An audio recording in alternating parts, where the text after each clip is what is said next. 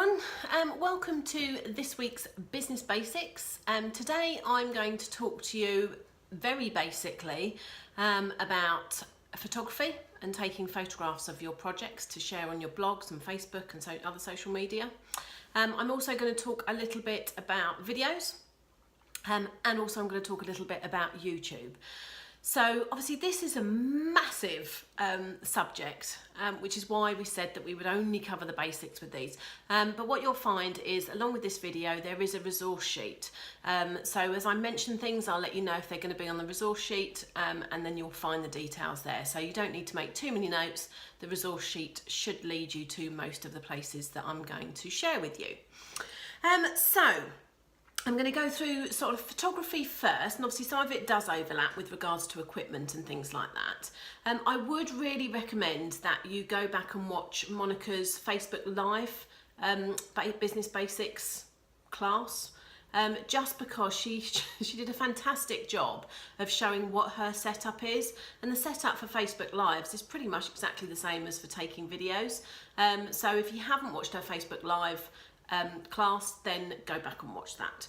And a lot of what I'm going to share is going to be similar to what she shared, because we share some of the same equipment. So photography. So obviously we are in a creative industry. We have social media like Instagram, which is completely all about pictures and having these Instagrammable photos that everybody falls in love with with this Instagrammable life. And it may be that you're not on Instagram, and you don't have to be. I'm just giving it as an example, because even if you're writing up a blog or your website or anything like that, your business Facebook page, anything, or even if you're adding images into a newsletter, you can see photography of our projects can be a huge thing that we do. Now obviously, before I say anything, Stampin Up do provide us with all the images in the catalogue and all sorts of things there. So if you really aren't happy about sharing photographs of what you make, then do use the images that Stampin Up share. Every Success Weekly has an image at the top of it. On promotion pages and Happening Now pages, there's the images. As I say, on the catalogue pages, there's images of every image that's in the catalogue. The only thing I would say is if you're sharing those, which I would say that you should be sharing anyway in addition to your own work, is that you try and brand them with something to literally don't just pull the photo from Stampin Up and plonk it straight on Pinterest, let's say. Try and brand it a little bit by whether it's putting your logo on it, whether it's putting some text across it. And you can do things like that in a couple of programs. One's called Canva, one's called PicMonkey. Canva is free, and you can just add some text alongside it, or as I say, pull in your logo and place things like that, because the algorithms then see it as a different picture to everyone who's just uploading the Stampin Up one as it is. So let's go through. So photography, do you need 10 ton or tens of thousands of pounds of expensive equipment? No, you don't. Literally these days, all you need is a decent phone, some natural light, and something as a backdrop to your photography. That's it. Don't need anything else. Now you can get some fancy DSLR photographs, and in fact Monica does some great. I don't know if she does it on a DSLR actually, because she's got a new fancy iPhone, so it might be that she's actually taken them from there. But even the new iPhones have something called a portrait mode, which keeps the main image, so your card for example, as crystal clear and fuzzies the background. So as I say, you don't have to have a DSLR, and in fact I have a fancy DSLR, a proper old big lens camera, and I don't use it. I just don't use it anymore since I work on iPhones and iMacs. I'm an Apple fan, and since I've had those, I haven't got my DSLR out. Had to have it. Love it. Haven't used it for a long time. So if you've got an iPhone, I know the Samsung phones have great cameras on them, so a lot of them now have a portrait mode on them as well, which does all the automatic fuzzy backgrounds and things like that for you anyway, but you don't need that either. So I would suggest that when you're taking pictures on your phone or any camera, that you don't kind of hold it. Every time you hold, let's say this is my camera, this is my camera, and it doesn't matter how straight you think you're holding it and how steady you think you're holding it, you will be shaking a little bit. So what I would suggest is, if that's your worktop, stick your camera on the worktop and then tilt it as you need to. Or you can get sort of little baby stands. I'm not talking a great big tripod or anything. Things called like a gorilla pod, and I'll put that on the resource sheet. Just a little tiny stand that you can stick your camera on. But say you can also get tripods that go quite small as well for pennies, really. So yes, so try not to hold your camera, or if you are holding it, then balance it on something. You can get a pillow, you can get a stack of books if you need to go higher. So again, don't think you need a fancy tripod. You can sit there, you know, a stack of stamp sets. She says there's a pile over there. So yes, so try and keep your camera steady. And just use what you've got. Now, I'm not going to sit here and give you lots of tips and tricks of what to do with photography, but what I am going to do is give you on the resource sheet 2 places that actually do like photography courses specifically for makers. Now, one is makers and one is actual paper crafters. So I have said, so makelight.com on the resource sheet does a special course as part of her subscription as a photography for makers. But actually, I have to say, I went on the page and I could see all the content, so don't know, but I'll give you the link. And then there's also a lady called Candy Stringham. She's an American, and she does craft photography fundamentals. So it's a $99 course, and they go through everything. I know that Make Light, I haven't done the Candy Stringham one, but I have done a couple of Make Light courses, and she's really good for kind of going through how to use a camera, but also how to use your phone as well. And she does do iPhone and Samsung as well. So there we go. So yes, so get yourself learning some photography skills. Say keeping the camera steady is the biggest tip. The second biggest tip I can say to you is lighting. And if you're fortunate enough that you can have natural light, you're near a window, or like I am here, look, all the light coming through here, or the light coming through over there, then put your projects in natural light. Make sure that they're not shadow. So again, I wouldn't put something here because I'd have light this way, but dark over here. I'd turn the whole thing round and photograph it with the light pointing towards the card. So yes, a natural light. Now, if you are not happy with natural light, or it rains everywhere every day wherever you are, or you're just not organised enough and you have to take your photos at night or in a room, all cameras differentiate between natural light and artificial light. So what I would say to you is have one or the other. Try not to blend the two together. So I'm going to show you, in fact I might do that now, and if you get sick, oh, I'll try and cover it up actually. Where am I covering? Oh, there. Right, hold on.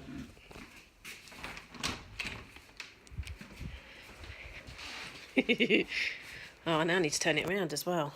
Right. Oh, how do I turn it around? Oh, I can't turn it around. I might just have to do this then. Right, so, oh no. There we go. Right, so this is, don't look too much at the mess, but this is what I use. So again, I'll put the link on the resource centre, but just because, whilst I work in my conservatory, so I have beautiful natural light. But again, sometimes I'm disorganised or I want to take photos in the evening. So I have this little get-up, which is a cube, which I bought the biggest one, but I have to say, I don't think you need to have this one, and I want to say, it'll be on the resource sheet, but it was about 90 quid, 100 quid tops. And I think you can get away with smaller ones. I think this is a 60 by 60, but they actually do a 40 by 40. And what actually happens, I mean, if I pull this whole front down, whee! There we go. I can't really see what I'm doing here. Right, so this has a big white sheet. It actually has, can you look? No, ooh, there we go. It actually has LED lighting in here. So when this goes on, it's all bright. I'd like a white background. It came with a black one as well, so you can choose. But that's it. But what you actually do, because if I have taken photos like this, and because I've got natural light mixing with the artificial light, it comes out a bit grey. So that's why they do this. It's all reflective. So you have, I can stick that on there. It's quite handed.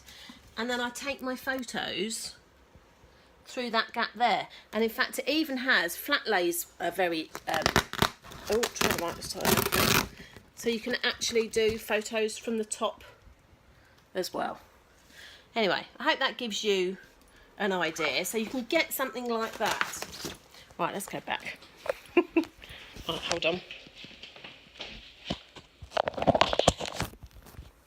Oh, there we go. Right, so I'll put the links for those on the resource sheets, but something like that, a photo cube, they don't have to be horrifically expensive. And a lot of them come, I'm a bit wonky, a lot of them come with sort of lights, and if you've got natural daylight bulbs, so even if you get sort of normal desk lamps from IKEA, put some daylight bulbs in them. And there we go, you've got natural sort of daylight as such. Now most people would recommend sort of 2 minimum, sometimes 3, 1 from above, so you're not having lots of shadows. That's the only thing you've got to be careful of. With that box, because the light is on top, it goes right down, so there's no sort of shadows as such. So that's my kind of photography bits. Now you can have, what I would also say to you is it's always nice to have a photograph taken with a nice background. Now you may be familiar with who does it well. Rhoda McPherson does it well. Michaela Tithridge does it well. Our own Kim Fee has started doing it, where they kind of lay a card flat. So this is the whatever it is you've got. There's your card. And they're taking a photo looking down, and they've got some nice flowers, and they've got some aqua brushes and ribbon and things like that round it. But the photograph is actually taken from a top, whereas most photographs would be taken like that. It's become very, very trendy to take your photograph like that, and that's called a flat lay. So you can get all sorts of backdrops for that. Now I wanted to share, look, this. One of my sort of branding is grey marble. That's part of my branding. And I saw this. It's vinyl, so it's sticky vinyl that I bought in Wilko for £4. And there, all of a sudden, I've got great marble backdrop. Great for flat lays, or again, you can leave it, you can roll it out how you want to if you want your card standing up. And what I actually did was I stuck some of that to a foam board. So Hobbycraft sell like white foam board, 4 for £10 I think it is. And so I stuck a whole load of this to a board. So I now have a board, which I was going to show you. Oh. There we go. Look. So that's my board there. That I use. I actually have 2. So I have one for the bottom and I have one that I can go up the back. And whilst we're here, as I say, you'll see it better on Monica's Facebook Live video, but that is the stand that I'm using for doing this video. It's holding it still when I'm not moving it around. And, oh, I don't want to see my washing. There we go. Oh, back on dark. There we go. So yes, so it's called an Archon stand. So when I'm doing videos, you could use it for photography, but it tends to be too high, and then you start taking a photo that's not quite straight on and it's not quite over the top. So it's up to you if you want to use that photography, but I wouldn't necessarily recommend it. Oh, there we go. So yes, so there are companies that sell photography boards. There are companies that sell rolls of photography background paper. I'll put some links in the resources, but I think that's kind of where I'm going to go. I'm looking at my notes, making sure I've covered everything. So some tips on photography is make sure you get in close. So you don't want a little card and a great big photo. The focus is your card, so you want to make sure that you see that.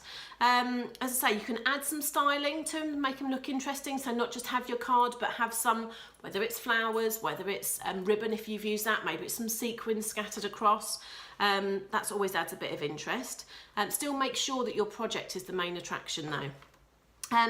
Do some editing. So even a natural photo would be great, but you can edit in Canva, PicMonkey, something like that. It's always good to add a call to action. Oh, there's my, there's my pussycat. Hi, Bert. There's always some kind of interruption. So adding a call to action to your photograph. So once you've taken your photographs and you've made sure it's all lovely, it's the main focus, it's all great, then adding some text along the bottom, as I say, either bringing in your logo or adding some text saying, buy the petal palette bundle here and make your photograph clickable to the link in your shop. You can add a watermark as well in PicMonkey and Canva and 101 other apps that do it for you if you want to do it on your phone. Make sure that you add shopping links. So again, if you're showing your own projects, then make sure you have product links as well. Now, you can either subscribe to services like TAMS, which is thesearemystamps.com, or mystampingblog.com. They'll be on the resource sheet, and you can get links there, but you can also just go to your shop and put a link there as well, because those are both chargeable services. So if you don't want to pay for those, then you can go to your shop and you can do the links independently. And again, just be consistent with your branding, making sure that your photos all look a similar style. They have to look exactly the same. You don't have to have the same ribbons in the pictures, but start thinking about your branding. So you make sure you're using the same fonts on your photographs when you're adding it.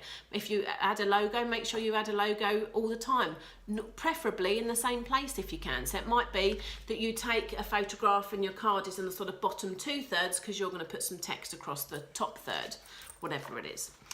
So what else can we do? So videos. So again, a lot of obviously what I've just said there applies to videos as well. So again, I use my phone for my videos. I'm using my phone now.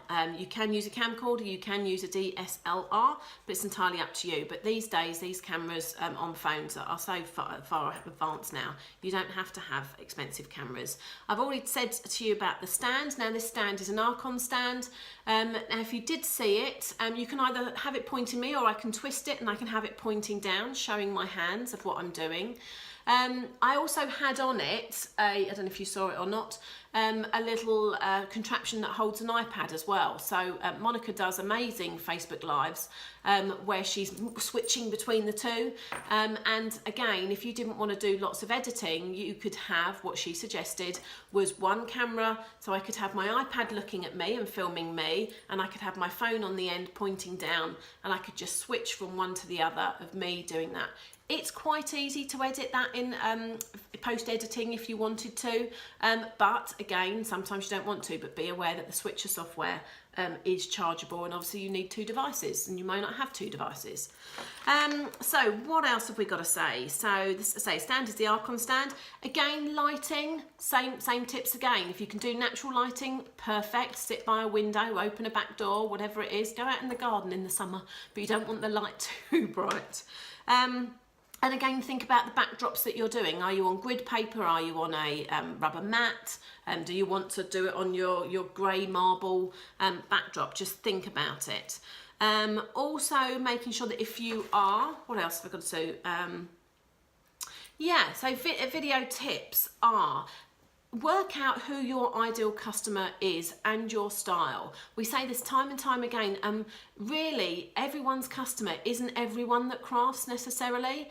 You really would do well to kind of sit there and focus on one particular customer. Now, if you're a new mum yourself, it might be that you want to focus on other new mums, in which case you do lots of baby shower, perhaps some wedding cards and, you know, baby's first birthday and baby birthday ensembles and all sorts of things like that. And also you need to work out how long will your customer watch a video. Now, lots of us don't have half an hour to an hour to watch a video, so are put off by that.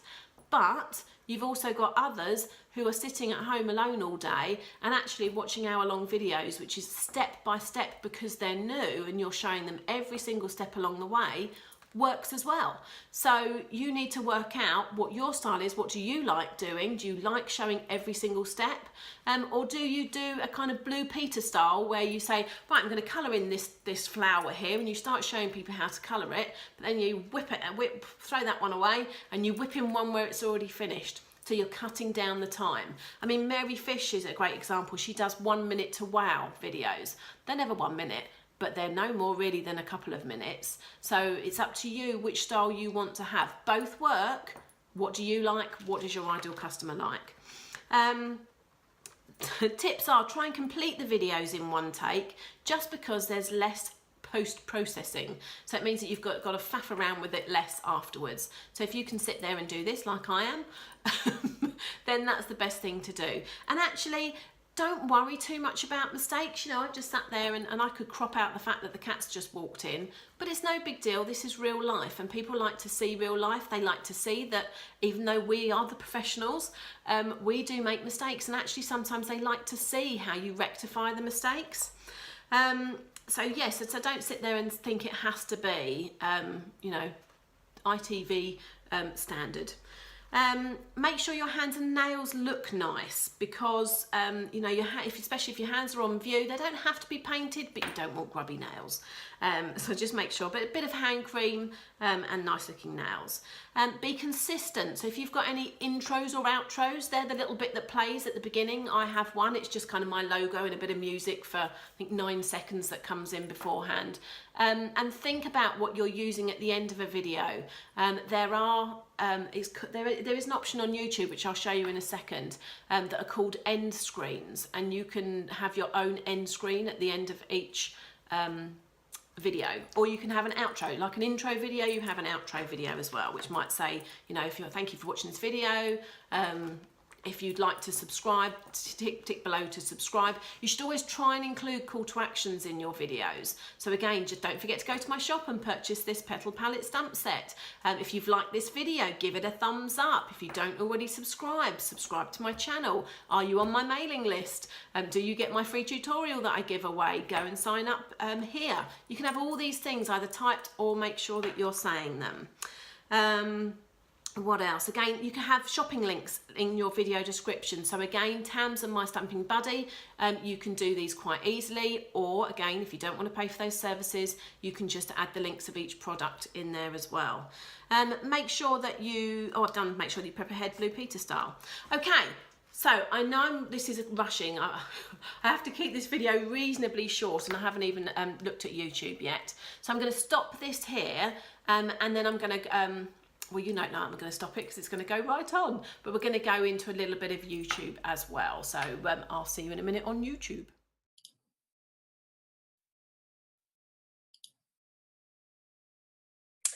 Right, hi everyone, I'm back. You can see now on my screen my YouTube login. So the first thing I would say is, if you're doing videos, it's a lot less scarier than Facebook Lives. Obviously Facebook Lives go out into the big wide world straight away. However, on a video you can record and do bits again and all things like that. But my biggest word of advice to you is, you won't like how you sound, you won't like how you look, you'll be too fat, too thin, too spotty, too anything. You will not love yourself on a video. And the biggest thing I can say to you is, you need to get over that. You will never be the right size, the right weight, the right accent, speak properly. I think I'm as common as anything. But, you know, I can't let that stop me. And sometimes my hair isn't right and they can see my grey and all that. But, you know, you just have to get over that, because people don't look at that. If you're talking about crafting, people are interested in your crafting. They're not sitting there analysing you.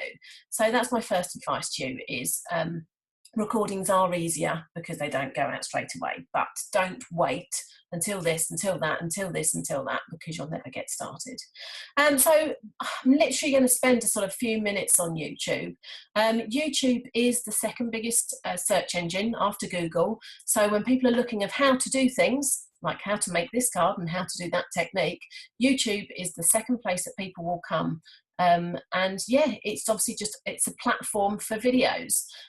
So you have to have a Google account to sign up for YouTube.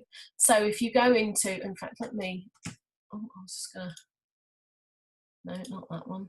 Oh, not that one. Oh, come on. There we go, sign out.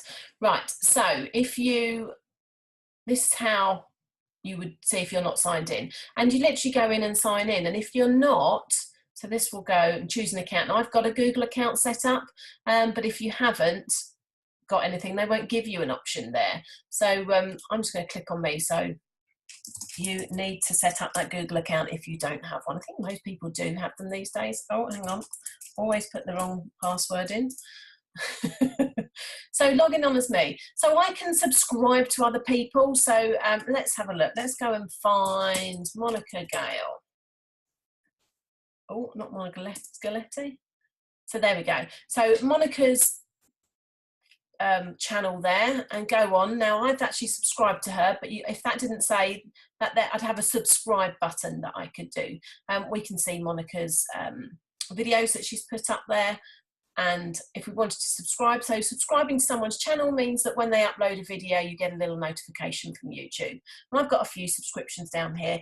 I don't do loads, otherwise I'd just get pings from YouTube all the time saying Monica's uploaded, Michelle's uploaded, Amanda's uploaded, Natalie's uploaded, and you'll spend your whole day watching videos.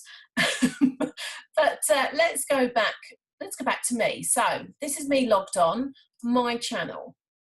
So as with everything, I would say to you, whatever picture you've got here, this should be the same graphic that you have across all your platforms. It should be the header in your Facebook business page, your header of your blog or your website, keeping your branding consistent. So this is me, and that's my branding consistent.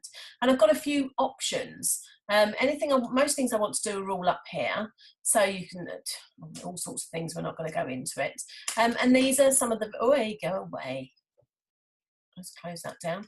And these are some of the videos. Now I will sit here and say to you now, I'm reasonably new to YouTube with regard to trying to get new customers. So I've only used YouTube mainly for putting videos like this on it, for doing some other team training and things like that. So I have uploaded 20 videos. So these are 20 videos that are public on my site, and these are for my customers.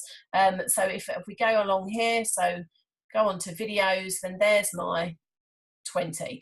Now, because I've only just started doing them, I was always told that numbering them is good, because if people see your 326th video, they will know that you've got lots of other things to go and watch, whereas if you don't number them, they won't necessarily know without doing a little search as to what you have. So these are my top 20 videos that are actually public. So if I actually go to Create a Studio, you can do it through there, or you can do it through there. I've actually got 79 videos, and these are obviously where these business basics are. These are some other things that we've got going on. So in order to upload a video, now once you've taken your video on your equipment, you may not need to do any editing, in which case you just upload it to your computer, or straight from your phone you can upload it, and you just click the upload button. And in fact, what I'm going to do, so we can either select file or we can drag it. So I'm going to select a file, and let's just do, there we go, this is me. Oh no, don't play it. This is me from this morning. So this is what comes up. Now I've set some, so some of my things are automatically done. So for this, so basic information, you want to do this. So I would call this business basics photography. Well, it's not going to be called that, but let's just do that. In here, I would put a description. Now, for your title, you want to try and start remembering keywords. Remember, Michelle talked about keywords when it came to blogging. Keywords are, so if this is Stampin' Up is a keyword, but everybody uses Stampin' Up. So it could be that you're doing how to make a box with Stampin' Up supplies or something like that. So that might be your title. And when you put your description, you might want to say, join me as I show you how to make a box. So if someone's searching how to make a box, they'll find you. This is where you can also put links to your other sites. So it could be, sign up for my mailing list here. It could be all the links for all the products if you've used products in your video, and also just kind of other ways people can find you and how they can keep up to date. And there's no limit. You can kind of go on forever and a day if you wanted to. Just keep going, keep going, keep going, keep going, keep going, keep going. Tags. So again, this is the same as for your blog. So tags that you want. So Stampin' Up might be one. You might do Stampin' Up done properly, although I'm not sure how many people actually search for Stampin' Up like that. It could be Stamping Up, because only we know it as stamping. Everyone else knows it as stamping. It could be rubber stamping. You could put paper crafts. You could put your name, so if someone's searching for you, they might want to do it. And I'm just typing these in and pressing the enter key. And again, you can put as many tags in that you like. So you've got some options. If you have this to public, it will, as soon as it's saved and you've clicked the done button, it will publish straight away. And anyone who's subscribed to your list will get a little notification saying Natalie's uploaded a new video. So that's up to you, but you don't have to. I set all mine to unlisted to start with, so I can make sure that everything is as I want it to be. Unlisted means that anyone who has the link can actually view it as well. So if you wanted, so like this Business Basics, this won't be a public one. It won't go out to all my customers. We'll leave it as unlisted, but because you've had the link given to you, we will, oh dear, sure, there's no problem. Always when you record on here, I need to work out how to stop that. So yes, unlisted means people who have the link can use it, and private means no one can use it, only you can view it as well. Nobody else can view it.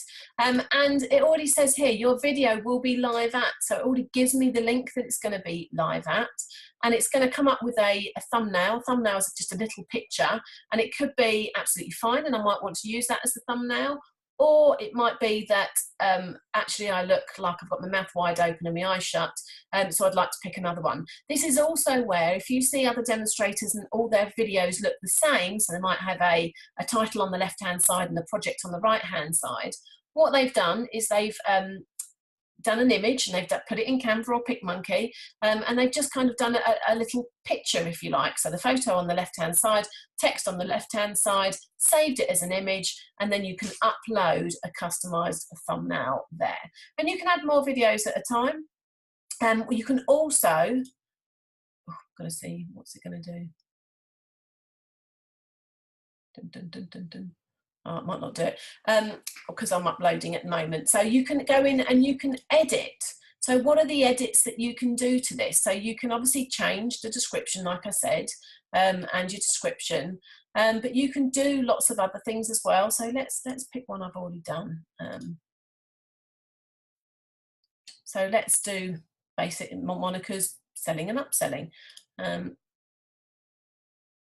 Okay, so we've got lots more information here now. So this is what I said. I said Business Basics, selling and upselling. Join Monica as she shares some tips. I've added a few tags, more for me to be able to find it than anything. It's unlisted. Customized thumbnails, this is where it came up, and you can see you can have different thumbnails, but we kept it as that one. But it also tells you lots of other information, the uploaded time, how long is it, what it is, how many views you've had, and the video URL as well. But if you look up here, this is just the info and settings. You can also do enhancements. So this is where I said to you that you don't necessarily have to have, oh, let's listen, necessarily have to have editing equipment, because you can click an auto fix, you can add some light into it, you can change saturation. Oh. And the contrast and the color temperature. You can slow things down, you can speed things up. You know those videos where people are moving really fast? That's what they've done. They've time-lapsed it there. You can rotate it if you've recorded it one way, so recorded it portrait, but actually you want it landscape, you can rotate it here as well. You can change some audio, and I would just say, just play with these. So if you've got a speeded up video and you want to add some music, here's some ad-free music here that you can use from 150,000. End screened and annotation. So if you want to add things to your video, you can do that in here as well. You can do it in video editing software, but you can also do that there as well. You can use templates and all sorts of things. And I'm not going to go through this. You can add cards, which you can add polls as your, add a card. You can add another video in the corner of this video and all sorts of things. You can even add subtitles if you want to subtitle them as well. And you can actually live stream from YouTube as well, just like Facebook loves Facebook Live, YouTube loves live streaming too. So you could do a Facebook Live and then come on and do a YouTube Live. But you can actually download your videos from Facebook as well and upload them to YouTube, so you don't have to do them twice. I think that's where I'm going to leave it, because it's going to be a little bit crazy. If you've never used YouTube before, or you've just used it for subscribing, I mean, you can see, look, I've got the whole sum of 154 subscribers. So I've literally only started this, but saying that, a month ago, I had under 100. So only this month that I've decided to kind of do this. And these were some of the things that I learned. So as I say, this is just the business basics of it. I'm not a YouTube expert. I don't have thousands and thousands of followers, but I'll get there. just like you will too. We've all got to start somewhere, but that's the basics of information that you will need. I hope you've enjoyed this. I know it's been a lot of information to take on board. If you've got any questions, then please feel free to post them underneath the video, and either Amanda, Michelle, Monica, or I will be pleased to answer your questions. That's it for now. See you another time. Bye.